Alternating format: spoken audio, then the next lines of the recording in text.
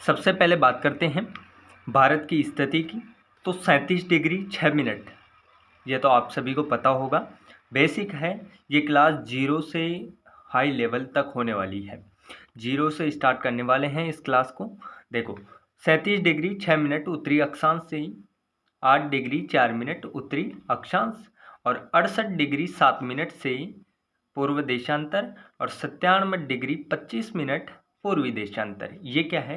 ये भारत की जो है स्थिति है। स्थिति किस प्रकार से है? स्थिति हम देशांतर और अक्षांशों को जब देखते हैं मैप में, तो उसे कहते हैं कि भारत जो है विश्व के अंदर किन अक्षांशों और किन देशांतरों के मध्य है, उसे हम क्या कहेंगे? भारत की स्थिति या उस देश की स्थिति। जैसे आपको कोई भी भारत देश से किसी भी राज्य की स्थिति आपसे पूछ ली जाती है तो आप उसे बता सकते हो। दूसरी बात है, इम्पोर्टेंट है, और ऐसे जो नोट्स हैं आपको कहीं नहीं मिलेंगे, यहाँ फ्री नोट्स मिल रहे हैं, आपको अवेलेबल होंगे। देखो भारत के दूरस्थ बिंदु, उत्तर में कौन सा बिंदु है? सबसे इंदिरा कोल, जो कहाँ है? लद्दाख में है। दक्षिण में कौन सा है? इंदिरा पॉइंट, निकोबार द्वीप में है। पूर्व में किविथू, अरुणाचल में है। और गुजरात में है गोरमाता। आगे बढ़ते हैं। देखो उसके बाद भारत के क्षेत्रफल की बात कर लेते हैं। ये तो आपको समझ में आ गया होगा कि भारत के दूरस्थ बिंदु मतलब, दूरस्थ के बिंदु का मतलब होता है यहाँ उत्तर, ये दक्षिण, ये हो गया हमारा पूर्व, ये हो गया पश्चिम, यहाँ गुजरात में। ओके, उसके बाद आगे बढ़ते हैं। देखो क्षेत्रफल है कितना है? 32,87,263 किलोमीटर। उसके बाद भारत की जो आकृति किस प्रकार की है? वो है चतुष्कोणीय। भारत की आकृति किस प्रकार की है दोस्तों? चतुष्कोणीय है। सीमा रेखा की हम बात करें, अब देखो सीमा रेखा दो प्रकार की है। कैसी? एक तो स्थल सीमा, एक समुद्री तट रेखा। स्थल सीमा कौन सी हो गई? हमारी स्थल सीमा जो यहाँ गुजरात के इस पॉइंट से पाकिस्तान के यहाँ से स्टार्ट होकर यहाँ से जाती हुई यहाँ तक आती है, म्यांमार तक आती है कि नहीं आती? आती है। और इसके बाद जो तटीय सीमा है वो यहाँ से स्टार्ट होती हुई सीधे गुजरात तक जाती है। उसके बाद हम बढ़ते हैं कि हमारी जो स्थलीय सीमा कितनी है और तटीय सीमा जो है कितनी है। तो स्थलीय सीमा है 15,200 किलोमीटर और समुद्री तटरेखा है 7,516 किलोमीटर। इसके बाद देखते हैं लंबाई, उत्तर से दक्षिण की लंबाई। उत्तर से दक्षिण की लंबाई यहाँ से स्टार्ट होके उत्तर से जम्मू कश्मीर से स्टार्ट होती है। कहाँ से स्टार्ट होती है?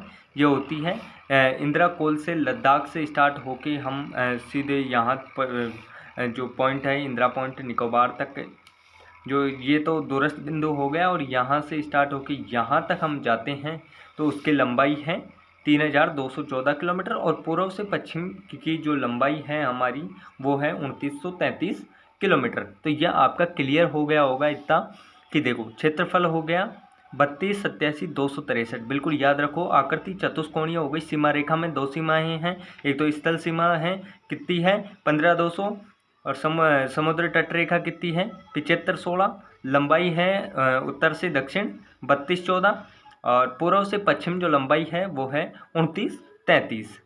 इसे आप याद रखो। इसके बाद इम्पोर्टेंट पे बढ़ते हैं कि कर्क रेखा 23.5 डिग्री, ये है हमारी कर्क रेखा। देखो भारत को जो लगभग 20 से काटती है। अब इससे क्वेश्चन ज़्यादातर पूछते हैं कि इसमें कितने राज्य हैं, कितने राज्य से होकर गुजरती है। तो ये गुजरती है 8 राज्यों से, याद रखना। कितने राज्यों से? 8 राज्यों से होकर गुजरती है। कौन से? तो इसका जो है शॉर्ट ट्रिक हम बात करें तो गुजराम त्रिमी, ये जो है इसकी शॉर्ट फॉर्म है। मैं आपको बताता हूँ। देखो 8 राज्य हैं, कौन कौन से? गुजरात, राजस्थान, मध्य प्रदेश, छत्तीसगढ़, झारखंड, पश्चिम बंगाल, त्रिपुरा और मिजोरम। तो इसको किस प्रकार से हम ट्रिक में कन्वर्ट करेंगे? देखो गुजराम त्रिमी, गुजरात, राजस्थान, छत्तीसगढ़ हो गया हमारा, झारखंड हो गया, म का मतलब क्या हो गया, मध्य प्रदेश, त्रिपुरा, मिजोरम। इसके बाद आगे बढ़ते हैं। ये तो आपका कंफर्म हो गया कि कर्क रेखा को कितने जो राज्य हैं भारत के वो उनके मध्य से होकर गुजरती है या उनसे होकर गुजरती है, तो वो आपके राज्य हो जाएंगे 8। यहाँ पर आपको दिख रहे होंगे सीधी लाइन, आप मैप उठा के देखोगे तो आपको पता लग रहा होगा। इसके बाद आगे बढ़ते हैं कि पड़ोसी जो देश हैं हमारे वो कितने हैं। वो पड़ोसी देशों की संख्या है 7।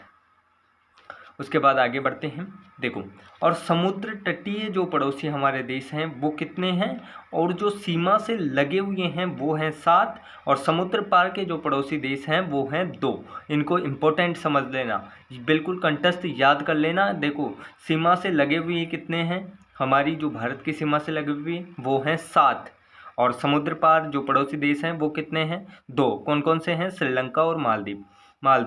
आगे बढ़ते हैं, देखो यहाँ पर आपको देखना होगा ध्यान से। देखो, चीन है ज़्यादा, बिल्कुल नॉर्मल तरीके से देखो, चीन कितनी 34-88, लद्दाख, हिमाचल प्रदेश, उत्तराखंड, सिक्किम, अरुणाचल प्रदेश, ये इसकी सीमा से लगे हुए हैं। पाकिस्तान 33-23, बिल्कुल ऐसे याद रखो, 33-23, 34-88। और बांग्लादेश सबसे ज़्यादा है 96.97 किलोमीटर। तो इसको याद रखना भाई, सबसे ज़्यादा किसकी सीमा लगी हुई है, किस देश की, भारत से, बांग्लादेश की। इसमें कौन कौन से जो राज्य हैं भारत के, ये है पश्चिम बंगाल, असम और मेघालय, त्रिपुरा, मिजोरम। आगे बढ़ते हैं, नेपाल 1751, म्यांमार है 1643, भूटान है 699, अफगानिस्तान की सबसे कम है 106 किलोमीटर। उसके बाद आगे बढ़ते हैं, देखो, समुद्री पार जो हमारे पड़ोसी देश हैं वो कौन कौन से हैं, 2 हैं, श्रीलंका और मालदीव। क्वेश्चन ऐसे पूछे जाते हैं, क्वेश्चन कैसे पूछे जाते हैं, इस प्रकार से क्वेश्चन पूछे जाते हैं, और जो ये मेरे नोट्स हैं बहुत ही आपके लिए इंपॉर्टेंट होने वाले हैं।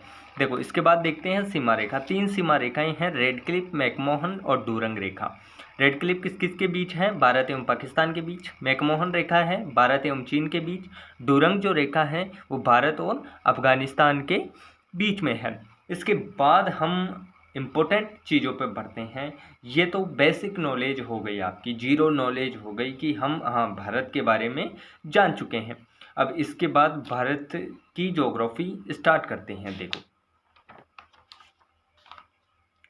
आपके लिए मेरे खुद के नोट्स हैं, बिल्कुल देखो,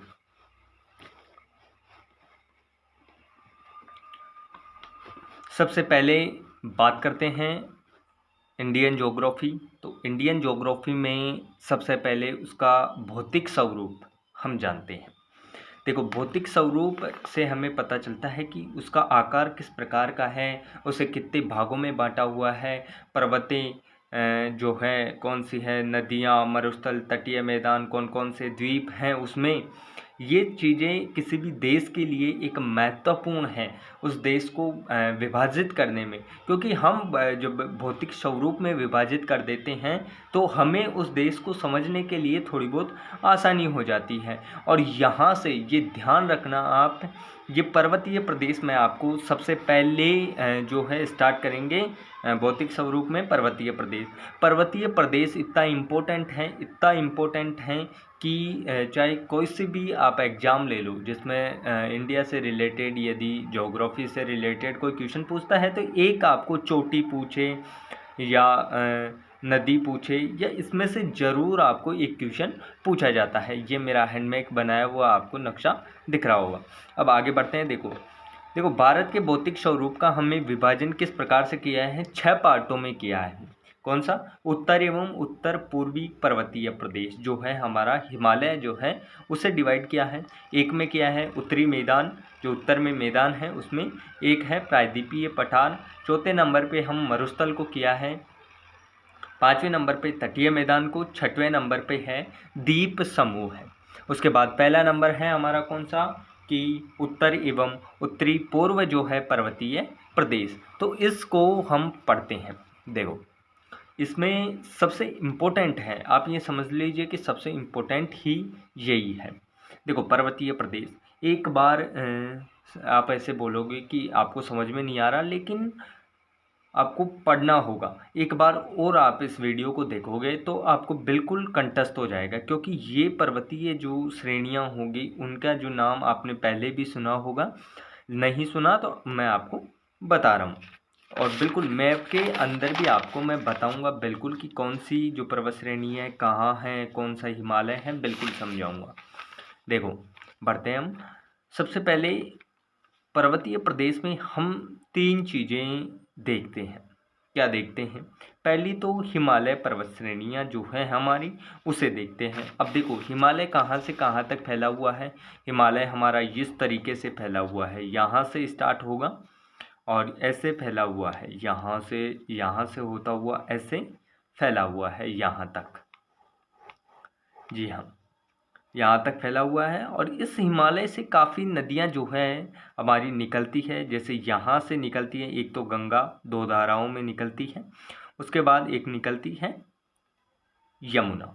यहाँ से जो निकलती है वो कौन सी नदी निकलती है, जो पाकिस्तान में जाके बहती है, यहाँ से निकलती हुई यहाँ से होके, वो है सिंधु। इसी प्रकार से बढ़ते हैं। अब यहाँ पे देखो, इसकी जो 3 जो हम भागों में डिवाइड करेंगे वो किस प्रकार से करेंगे, थोड़ा देखिए। सबसे पहले यहाँ पर देखिए, इस मैप को आपको मैं बाद में समझाऊंगा, क्योंकि सबसे पहले इसकी जो है श्रेणियाँ समझ लेते हैं, किस प्रकार की श्रेणियाँ हैं। देखिए